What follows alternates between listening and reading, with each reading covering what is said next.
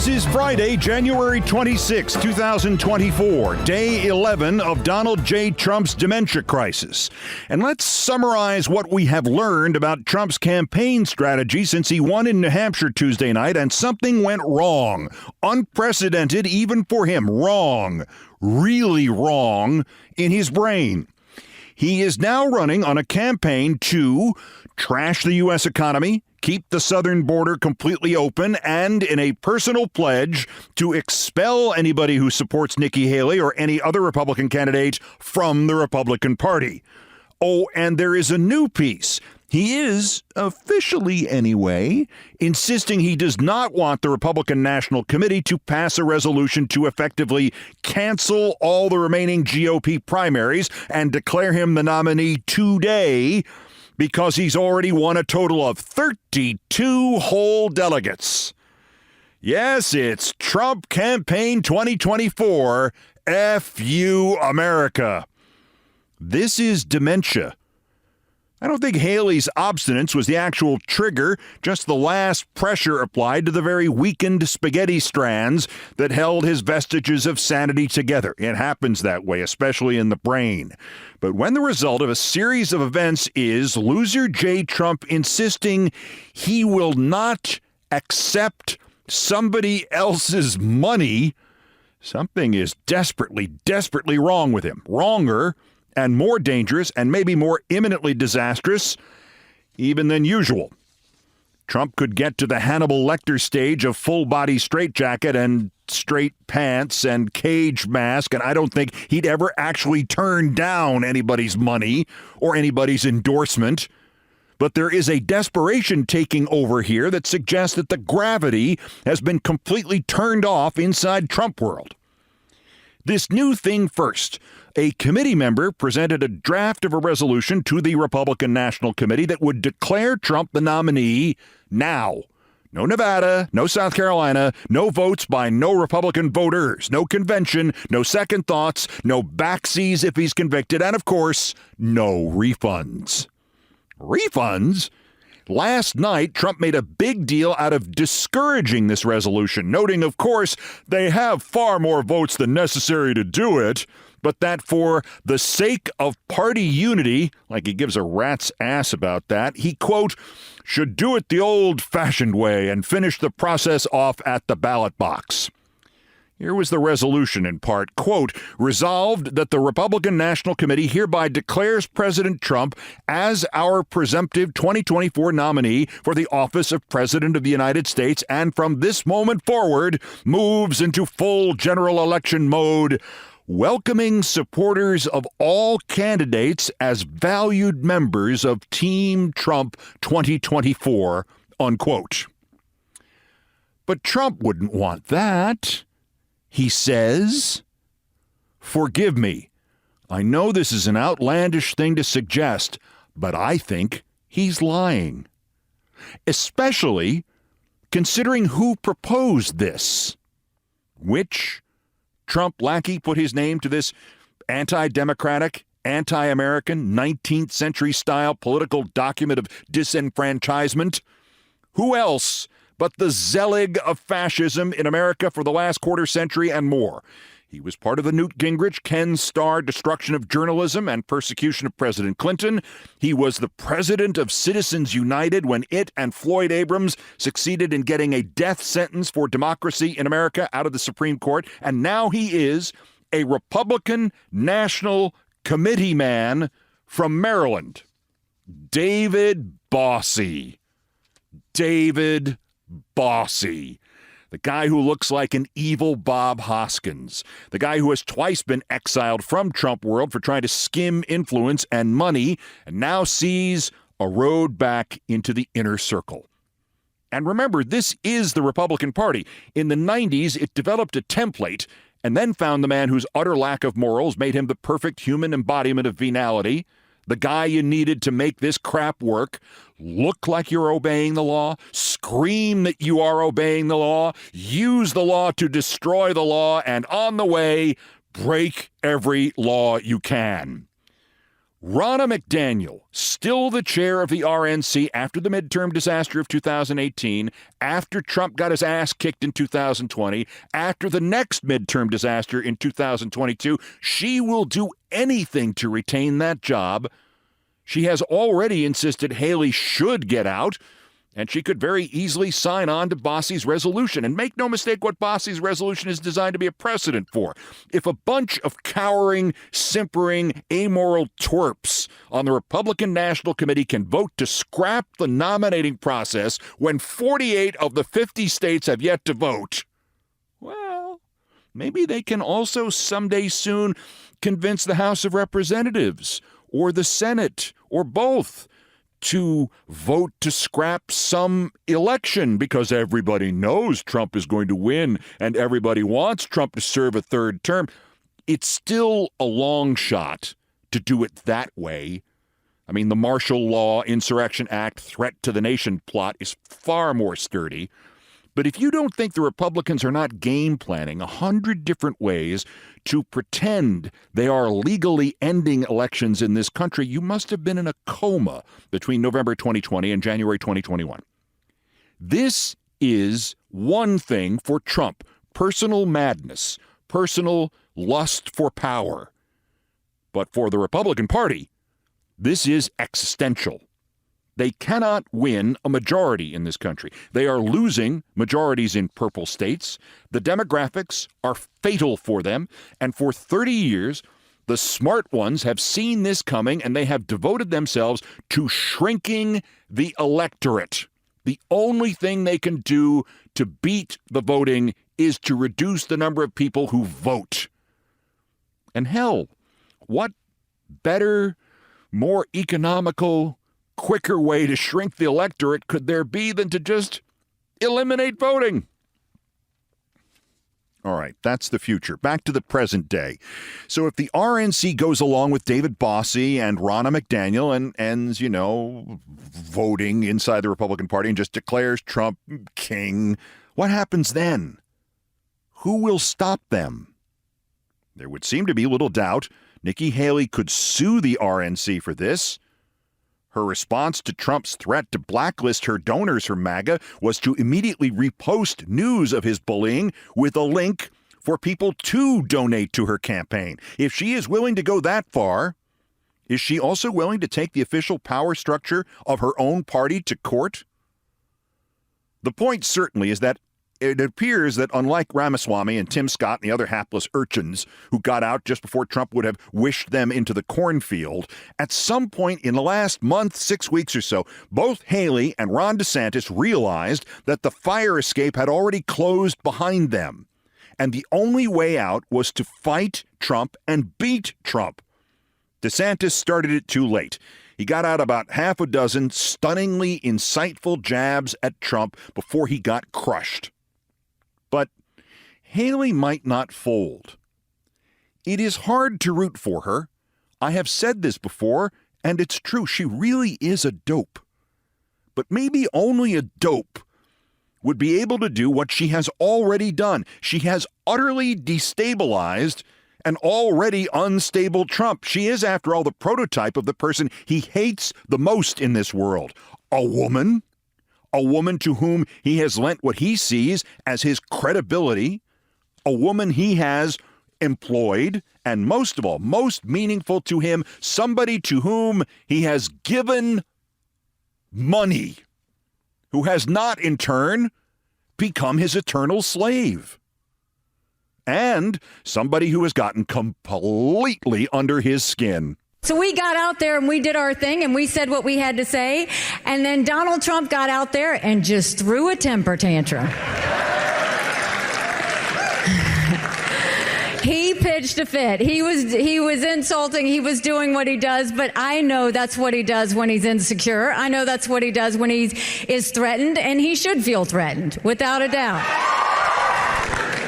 And so he'll go on. And, even on that day where he was going on and on about January 6th, we talked about, okay, he was having a moment. He was confused. But it also goes back to why I've continued to push for mental competency tests for anyone over the age of 75. Haley might or might not hold out long against Trump in the primaries, She would be a dreadful president, although one who would be unlikely to utterly subvert representative government. But she has done something to him that no other Republican has done since 2016. She has successfully threatened him back. She has made him make terrible mistakes. You are going to institute a purity test? You're going to threaten to banish anybody who supports somebody else? Banish them from MAGA forever? Nikki Haley's donors are banned from MAGA? You're going to deliberately throw them out? You're going to deliberately reduce the number of them who will now support you? You're going to deliberately reduce your own vote totals in the swing states, and now you're going to try to declare victory when the number of delegates needed to clinch the nomination is 1,215, and you have 32? Dumb. Even for Trump. Even for fascists staging not a kangaroo court, but a kangaroo party. Moreover, she could have an unlikely power base inside that party.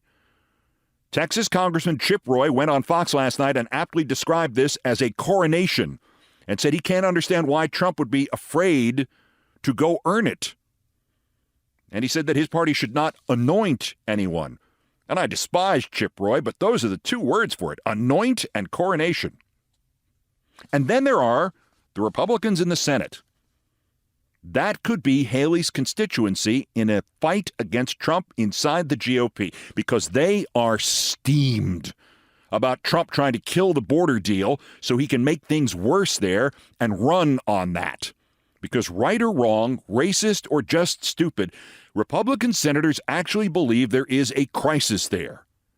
You've probably never heard of Senator Todd Young of Indiana, but you have heard of Mitt Romney, and as much as Romney is like the male Nikki Haley, and Romney and Young and Tom Tillis and the chief Republican negotiator, the ashen James Lankford of Oklahoma, are seemingly wimpy, they could over this, and they might actually fight back. Here is Senator Young first. Anything that interrupts that negotiation, I think, would be tragic. I hope no one is trying to take this away for campaign purposes. The fact that he would communicate to Republican senators and congresspeople that he doesn't want us to solve the border problem because he wants to blame Biden for it is really appalling. But the reality is that we have a crisis at the border. The American people are suffering as a result of what's happening at the border, and someone running for president ought to try and get the problem solved, as opposed to saying, hey, save that problem. Don't solve it. Let me take credit for solving it later. Senator Tillis was even blunter. Quote, it's all about politics and not having the courage to respectfully disagree with Trump. I didn't come here to have a president as a boss or a candidate as a boss. Now, Tillis has folded before Trump's ire before, but in this time of the toadies, them strong words, sir. The one other component in the Senate is that Mitch McConnell may have deliberately leaked his own hand-wringing quandary quote the day before yesterday about Trump wanting to blow up the border deal. That's not sourced. That's not confirmed. That's just me guessing. Because McConnell is not on the hook for re-election this year, and neither is Romney. He's quitting. But Ted Cruz is. And Rick Scott is. And Josh Hawley is. And Roger Wicker and Kevin Kramer and Deb Fisher and Pete Ricketts and Marsha Blackburn and John Barrasso. Plus, there are Republican challengers out there trying to unseat incumbent Democrats and independents in 23 other states, and you tell me how they are going to thread the needle of running with Trump and running against those evil immigrant terrorists and explaining that they had a deal to secure the border in January, but they helped kill it and let in 1 million of these people they think are so evil. You think Ted Cruz, who was already on the ropes in Texas, can walk that tightrope? He tried it yesterday on Fox. He said, if you want to solve this problem, Donald Trump, when he's reelected in January of next year, will solve this problem. And the Fox host said, is your position that nothing is better than something? And have you even read this bill? If Cruz tries to sell that act in Texas, where the border is, where the governor is out of his mind and violating the Constitution of the United States to try to keep immigrants, legal or otherwise, out, if he tries that act in Texas for the next 9 months, he will lose bigger than one of the Texas sports teams will when Ted Cruz is actually in the crowd. Trump got upstaged in court yesterday by his version of the Goldfinger henchman odd job from James Bond. Judge Kaplan ruled him out of order time after time. Trump basically got to say nothing for all of 4 minutes on the stand at the penalty trial for having defamed E. Jean Carroll. On the way out, he muttered, "This isn't America." And the headline is, somebody's phone rings in the middle of testimony, and Judge Kaplan, who is the strictest about electronics use in all of the American judiciary, says, "Whose telephone is that?" And this Stephen Chung idiot raises his hand, and Kaplan says, "Take this man out of here." And out the big guy goes, gets escorted like a bad little boy. Also, I don't know what the professional record for objections overruled is, but Alina Habba is like well into 4 digits just in this trial. A Hall of Famer. Speaking of trials, the bad news for former Trump gnome Peter Navarro, 4 months in jail for completely ignoring a congressional subpoena. And in sentencing him to 4 months in jail, Judge Amit Mehta dressed him down. Fine, he said, you think it's a political hatchet job? It's domestic terrorists running the committee. They had a job to do, and you made it harder. You are not a victim. You are not the object of a political prosecution. You aren't. You have received every process you are due. The good news? Well, if Navarro loses on appeal and does go to jail, the woman who goes to all of his public appearances with the noisemakers and who keeps up a running commentary while he's trying to talk to the media, she won't be in the cell with him, I think. So what I'm going to do is say a few words, and I'm going to have several of these fine attorneys behind me say a few words. But the top line here is that... knock it off. But this is what... Behind you. This is what has happened to this country, and it's unfortunate that they won't respect my First Amendment rights here. Yeah, but what about their 59th Amendment rights to blow whistles? Lastly, something we all need as often as possible, another opportunity to laugh out loud at Donald Dementia J. Loser Trump. This is contained in a disturbing revelation that Lindsey Graham has not drunk the Kool-Aid. He really is whoring himself out to Trump and pretending to have drunk the Kool-Aid.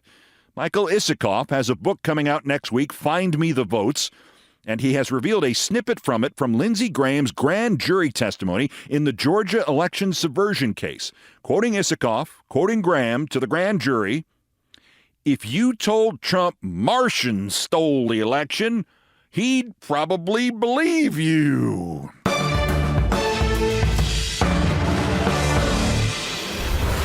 Martian Blackburn? Also of interest here, the last Republican candidate for governor of New York State goes on Fox and describes a sitting congresswoman by using the R word. And the Fox host declares that you can now say the R word on Fox. And it never occurred to either of them that if the R word is suddenly okay, among the first 10 people in the world who you would describe with the R word would be them. Who are they? That's next. This is Countdown. This is Countdown with Keith Olbermann.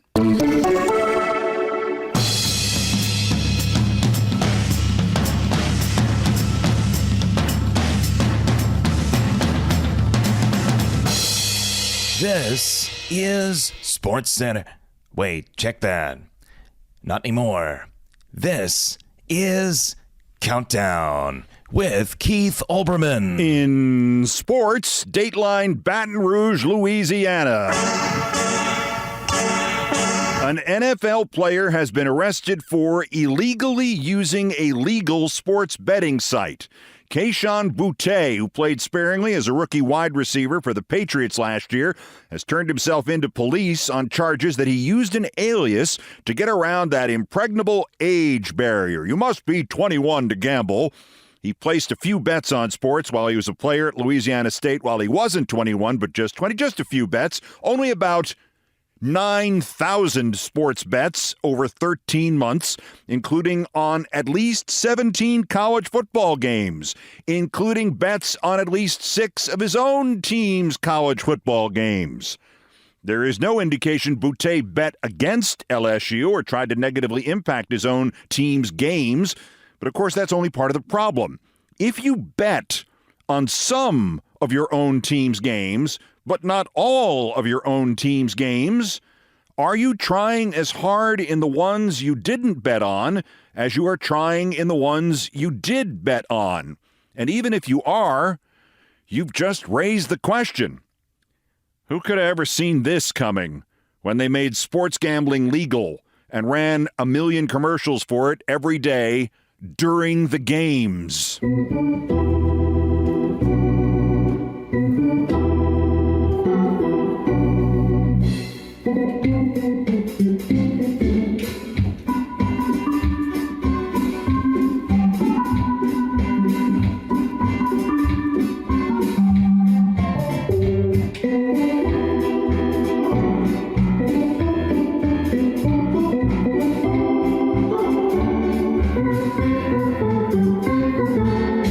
Thank you, Nancy Faust. Dateline Los Angeles. Well, it's official now. Jim Harbaugh, who just coached Michigan to the college football championship, no idea if Boutte bet on that game, has left to coach the Los Angeles, formerly San Diego, originally Los Angeles Chargers of the National Football League, because now he can shoot for the daily double of a college title and a Super Bowl, and he can mentor the young Charger quarterback Justin Herbert. And so what? So this is a great excuse to play what might be my third or fourth favorite This Is SportsCenter commercial from back when Harbaugh was a quarterback for the Indianapolis Colts. Harbaugh flew into Bristol. We got him right into the studio. We put him on the table in a mock operating room set. Bob Lee introduced it. Dan Patrick pretended to be covering it live in the operating theater. Harbaugh's knee surgery, and the knee surgeon was me. As I recall, we got this done in about 20 minutes. We got to be real careful as journalists. We can't step over the line between covering a story and possibly becoming part of the story. Like the Jim Harbaugh story. We might have gone over the line there. Jim Harbaugh's surgery is well underway and appears to be going quite smoothly. Let's get an update. Keith, how's he faring? Very satisfactory. Dan, more suction, please. Aren't I supposed to be asleep? Dan, you're in my way. I can't see what I'm doing. Yeah, well, that'll happen. It just boils down to ethics. People trust us to know where that line is, and that's what journalism is all about.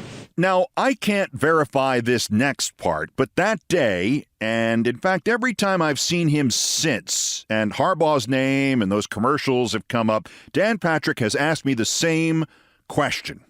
Did you see them? Did you see them? And I said, as I said that day after Harbaugh left, see what, Dan? And Dan says, the magazines. In Harbaugh's bag. He had like a sweater, a shaving kit, a pair of jeans, and in the bag he brought with him on the flight, he just left it open on the floor. Didn't you see them? Sweater, shaving kit, jeans, and about 10 girly magazines. As I said in the commercial, ew. That'll happen.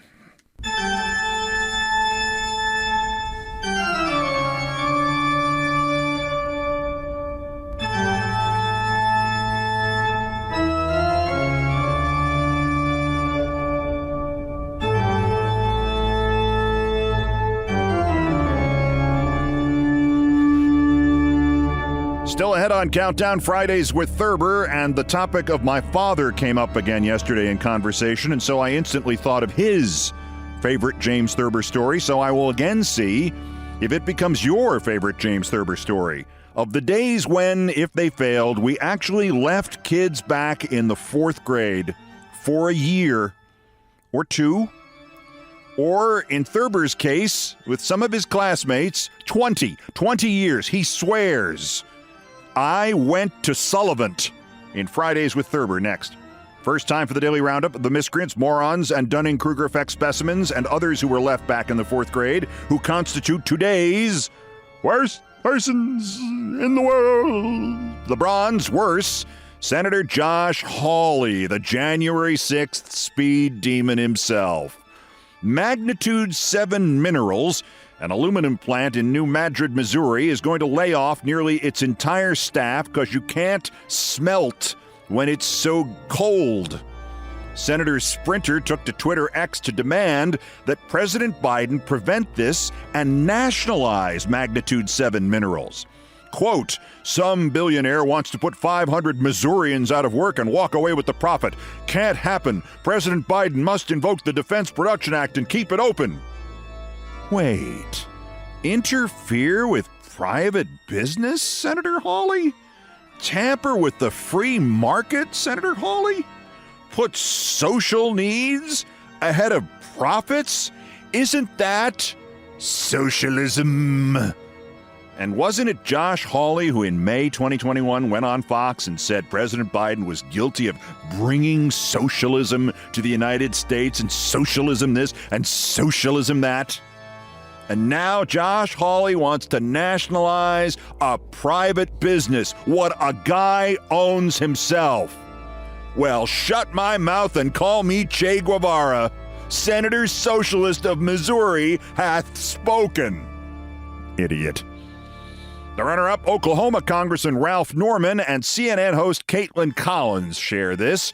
One of their folks currently hiding in broadcaster relocation program that is euphemistically called CNN Primetime. That's what Ms. Collins is. She asked Norman about whether or not he regretted his infamous text to then Trump Chief of Staff Mark Meadows in 2020, in which he urged Meadows to convince Trump to declare martial law, but of course he spelled it Marshall. Marshall, like Marshall Mathers or General George C. Marshall. And Norman answered Caitlin Collins by saying he regretted only that he had misspelled it. Meaning, Ralph Norman is an unrepentant insurrectionist in 2024. Meaning, your next question to him has to be, why are you an unrepentant insurrectionist in 2024 unless you're Caitlin Collins of CNN? Or why are you still helping Trump push the lie that he didn't get his ass kicked in the 2020 election? Or better yet, your next question should be rhetorical. Why did we bring this anti-democracy, un-American bastard onto my show? I'll be right back. Ralph Norman won't. Now this commercial. Unless you're CNN. But our winners, the worst, Greg Gutfeld, who Fox has designated as its comedian, even though there is no empirical evidence that he has ever been funny for even 2 consecutive minutes in his life. And Lee Zeldin, the whack-doodle, comb-over ex-congressman who got smoked by an unelected Democrat in the last New York State governor's race.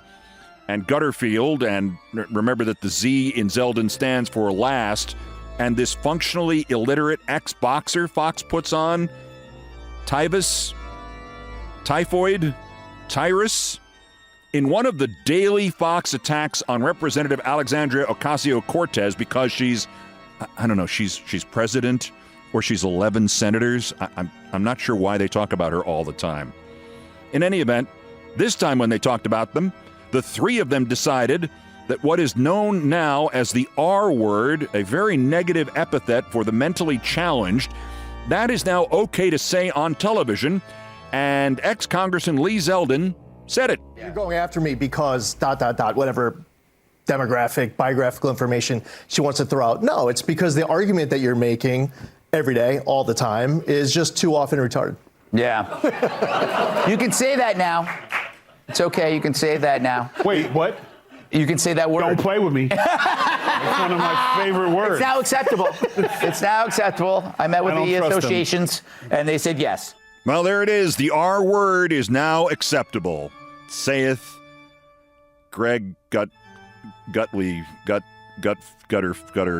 Trash. Greg Gutfeld, Lee Zeldin, and Tyrus, the Fox Brain Trust. Gentlemen, this note. If the R word is now acceptable, be careful what you have wished for, and please report Monday morning to have it tattooed on your foreheads. today's worst persons in the world.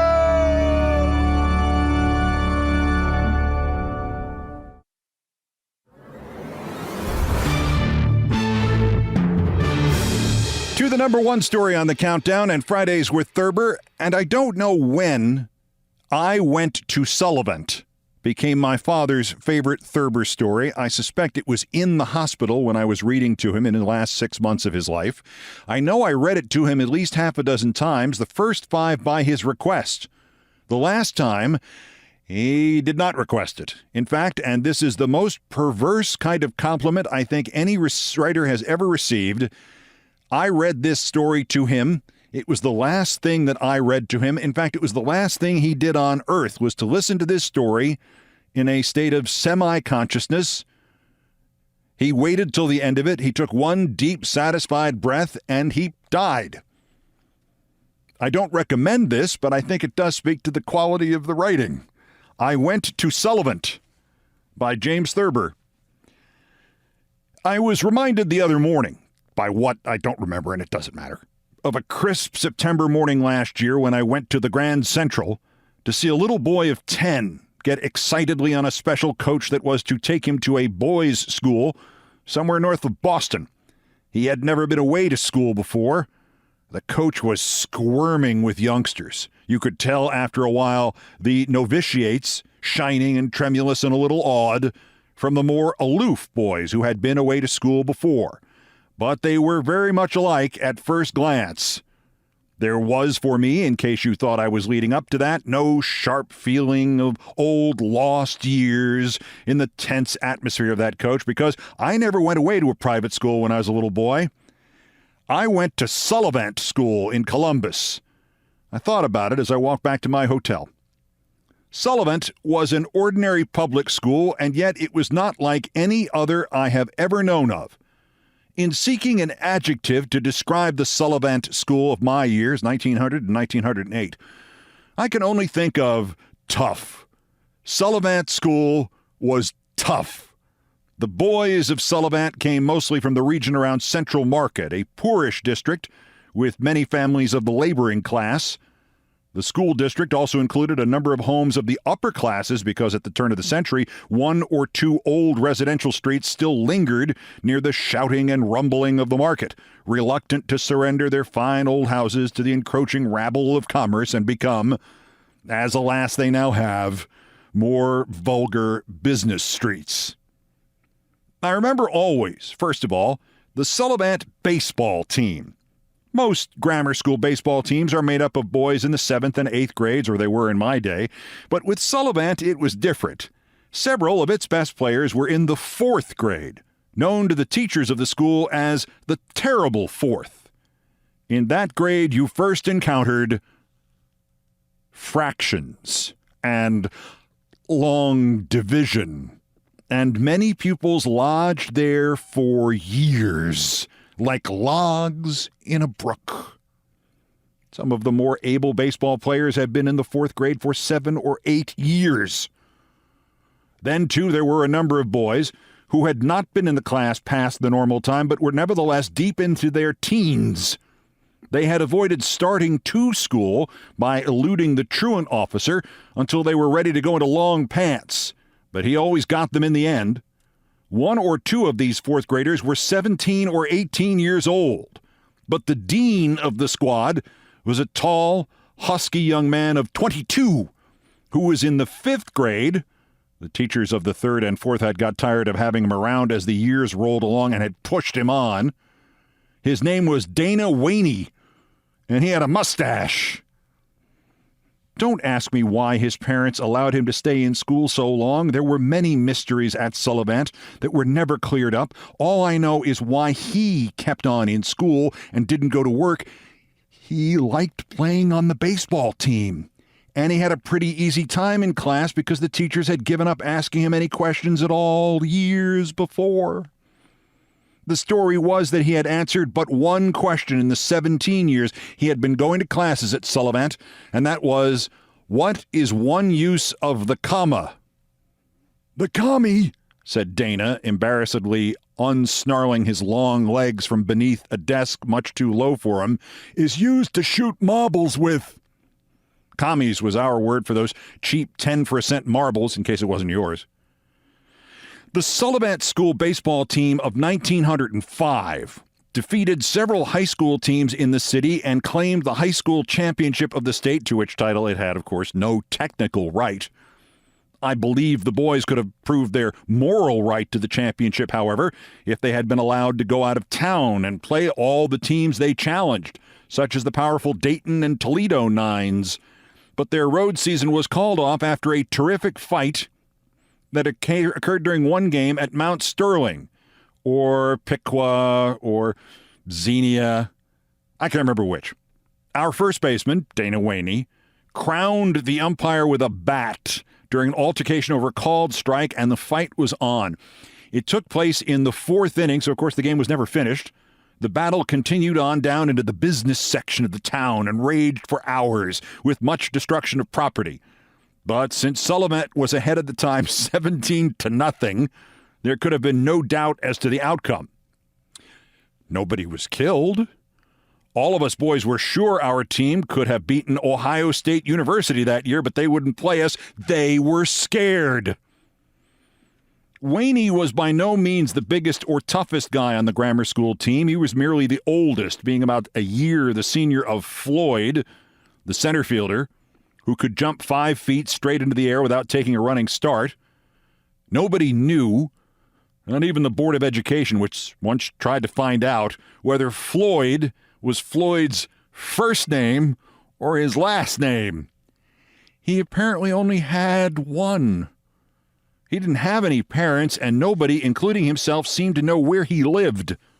When teachers insisted that he must have another name to go with Floyd, he would grow sullen and ominous, and they would cease questioning him because he was a dangerous scholar in a schoolroom brawl, as Mr. Harrigan, the janitor, found out one morning when he was called in by a screaming teacher.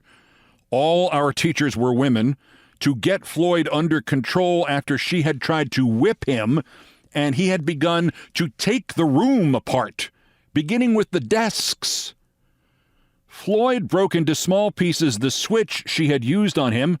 Some said he also ate it. I don't know, because I was homesick at the time with mumps or something. Harrigan was a burly, iron-muscled janitor, a man come from a long line of coal shovelers, but he was no match for Floyd, who had, to be sure, the considerable advantage of being more aroused than Mr. Harrigan when their fight started. Floyd had him down and was sitting on his chest in no time, and Harrigan had to promise to be good and to say, "That's what I get," 10 times before Floyd would let him up. I don't suppose I would ever have got through Sullivan School alive if it hadn't been for Floyd.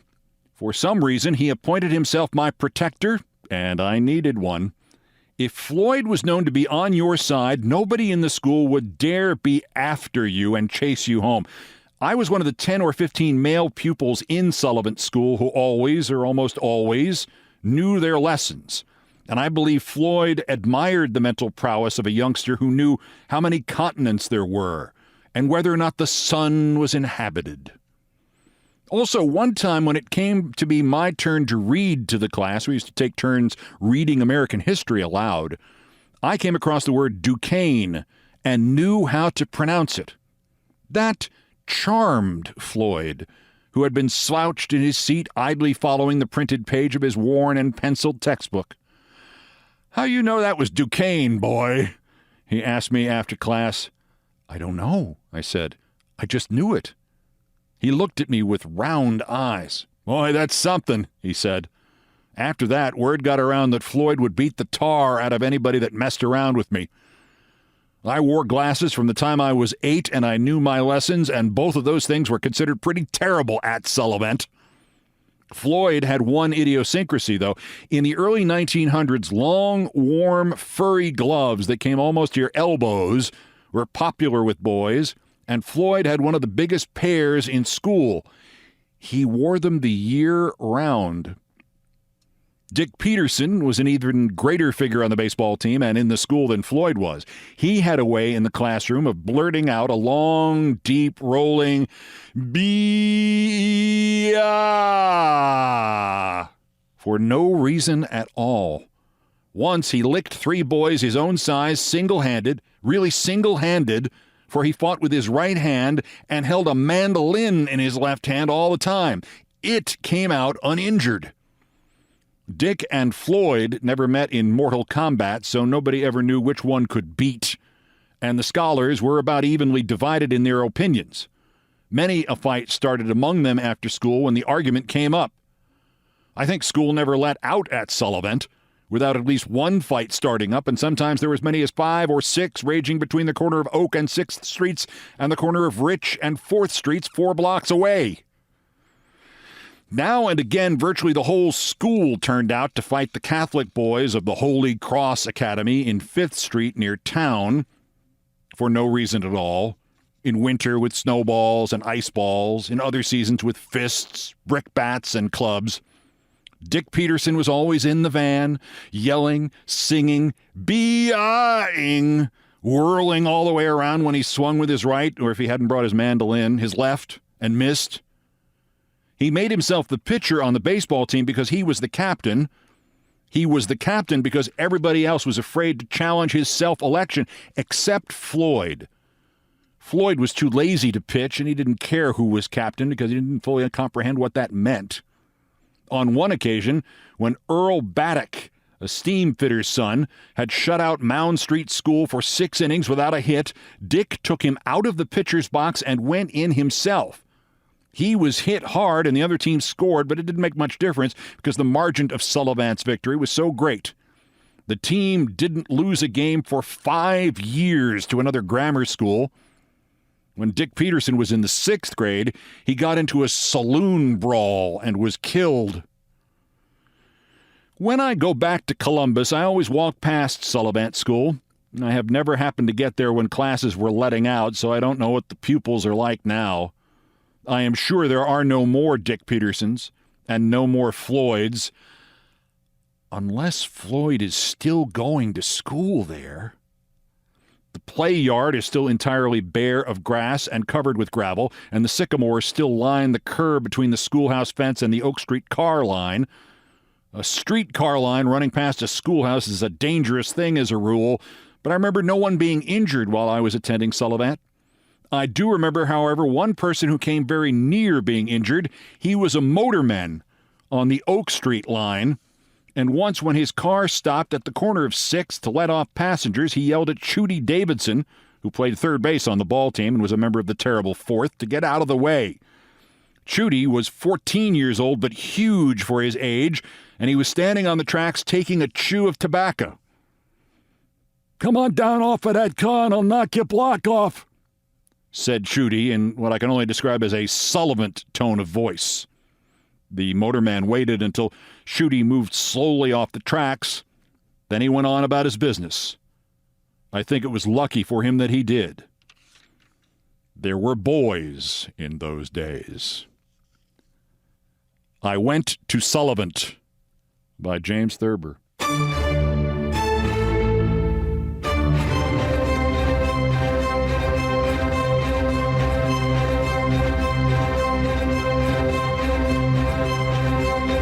I've done all the damage I can do here. Thank you for listening. Countdown musical directors Brian Ray and John Philip Chanel arranged, produced, and performed most of our music. Mr. Ray on guitars, bass, and drums. Mr. Chanel handled orchestration and keyboards. And the music was produced by TKO Brothers. And TKO Brothers are Brian Ray and John Philip Chanel and me.